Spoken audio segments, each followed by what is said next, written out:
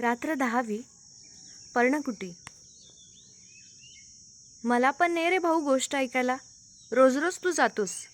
आई, सांग ना भाऊला मला पण घेऊन जायला. वच्ची भाऊच्या पाठीस लागली होती. तेथे पेंगायला लागशील, तू कशाला येतेस तिथे? भाऊ म्हणाला. ने रे तिला सुद्धा, तीही ऐकेल. चांगले असेल ते साऱ्यांनी ऐकावे.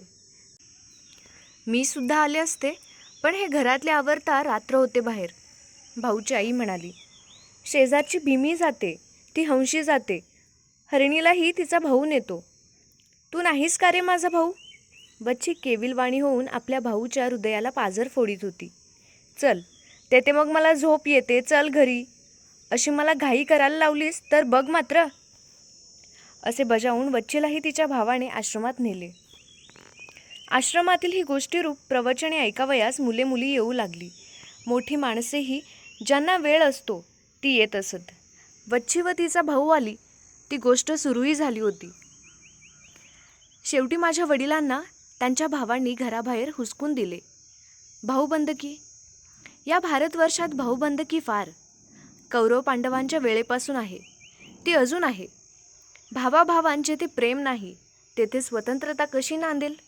मोक्ष कसा राहील?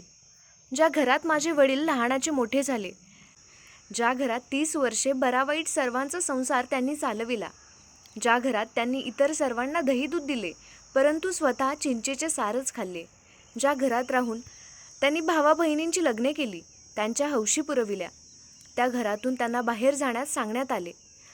घरात आईलाही अपमानकारक बोलणी सोसावी लागली. आम्ही त्यावेळेस लहान होतो. आई त्या विभक्त होण्याच्या वेळेची हकीकत डोळ्यांत पाणी आणून कधी कधी सांगत असे. तो दिवस मला अजून आठवतो आहे. आमच्या गावात माघी चतुर्थीचा गणपती उत्सव होता. हा नवसाचा उत्सव होता. गणपतीचा सार्वजनिक उत्सव भाद्रपदातच होत असे. महाडच्या धारपांनी हा नवस केला होता. त्यावेळेस अभ्यंकर हे प्रसिद्ध राष्ट्रीय कीर्तनकार आमच्या गावी आले होते व त्यांची कीर्तने उत्सवात होती. गावातील सारी मंडळी देवळात कथेला गेली होती. त्या रात्री आम्हाला कथेला जाऊ दिले नाही. आम्ही निजून गेलो होतो. रात्री 9-10च्या सुमारास आईने आम्हास उठविले. माझे आईबाप त्यावेळेस घरातून बाहेर पडत होते. आईच्या डोळ्यांतून अश्रू गळत होते. ज्या घरात राहून तिने मोऱ्या गाईचे दूध काढले, गडी माणसांना जेवावयास पोटभर घातले, ज्या घरात एकेकाळी ती सोन्यांनी नटून मिरविली, ते घर, ते गोकुळ सोडून ती बाहेर पडत होती. दिवसा लाज म्हणून रात्री बाहेर पडत होती. माझा धाकटा भाऊ तिच्या कडेवर होता. यशवंताच्या पाठचा तो भाऊ. वडील पुढे झाले. त्यांच्या पाठोपाठ आई व मी मुकाट्याने जात होतो. कोठे जात होतो? आईच्या माहेरी जात होतो. गावातच आईचे माहेर होते. आजोळच्या घरी त्यावेळेस कोणी नव्हते. आजोबा आजी पुण्यास मुलाकडे गेली होती. काही दिवसांनी ती परत येणार होती. रात्री लपतछपत आम्ही आजोबांच्या घरी आलो.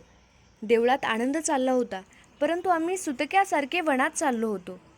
देवाच्या या विशाल भूमीवर एकाच वेळी अनेक प्रयोग चाललेले असतात. नवीन घरी आता सवय झाली, परंतु आईच्या तोंडावरची खिन्नता गेली नव्हती. काही दिवसांनी आजी परत आली. माझी आजी जरी स्वभावाने प्रेमळ होती, तरी थोडी हट्टी होती. माझी आई होता होई तो आजीजवळ मिळते घेई, कारण स्वतःची परिस्थिती ती ओळखून होती. आईच्या मनात माहेरी राहणे फार खाई. तिला अपमान वाटे. नवऱ्यासह माहेरी राहणे, त्यातून मरण बरे असे तिला होई.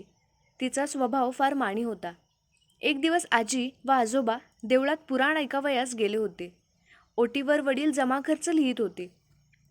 आई ओटीवर गेली व म्हणाली, माझ्याच्याने येथे अतपार राहवत नाही.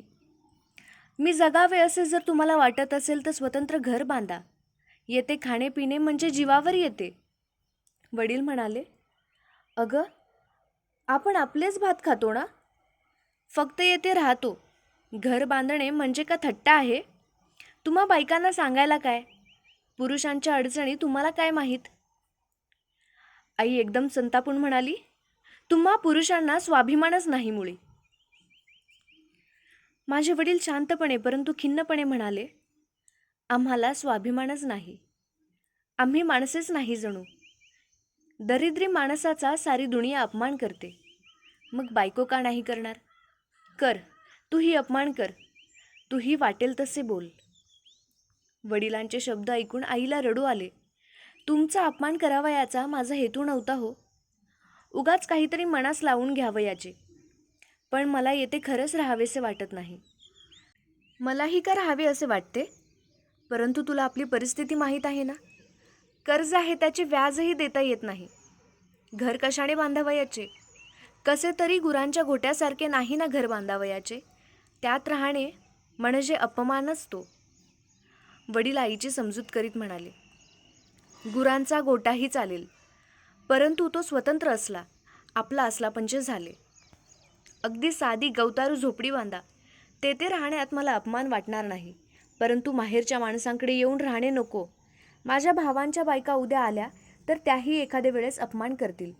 आधीच येथून जावे. मोठ्या कौलारू घरात राहण्यापेक्षा पानाची झोपडी बरी.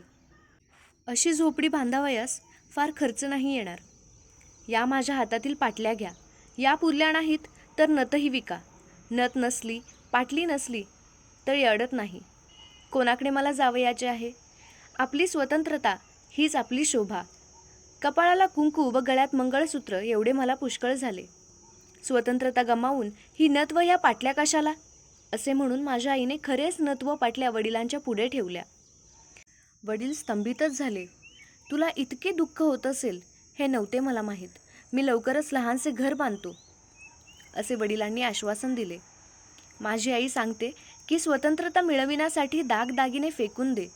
स्वातंत्र्याचा साज, स्वातंत्र्याचा शृंगार हाच सर्वांना शोभदायक व मौल्यवान शृंगार होय.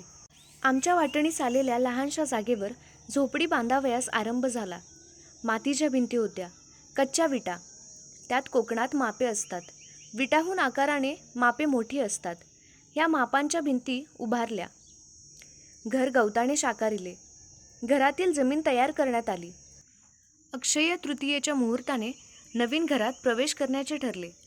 आईला वाईट वाटत होते व आनंदही होत होता. शेजारी दिरांची मोठमोठाली घरे, बंगले होते आणि आपले लहानसे गवतारू घर असे तिच्या मनात येई. परंतु पुन्हा ती म्हणे, काही झाले तरी हे स्वतंत्र आहे. येथे मी मालकीण आहे. येथे मला कोणी उठ म्हणणार नाही. झोपडी वजा घराची वास्तुशांती करण्यात आली. प्रथम घरात देव नेऊन ठेविले, मग सामान नेले. नारळाचे घाटले आईने केले होते. प्रसंग साजरा केला पाहिजे होता. सारा दिवस गडबडीत गेला. वडील लोकांना सांगत होते, तात्पुरते बांधले आहे, पुढे मोठे बांधू.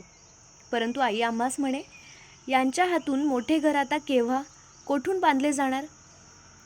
मला मोठे घर आता देवाकडे गेल्यावर मिळेल. परंतु ही मठीच माझा स्वर्ग आहे. कारण येथे मी स्वतंत्र आहे.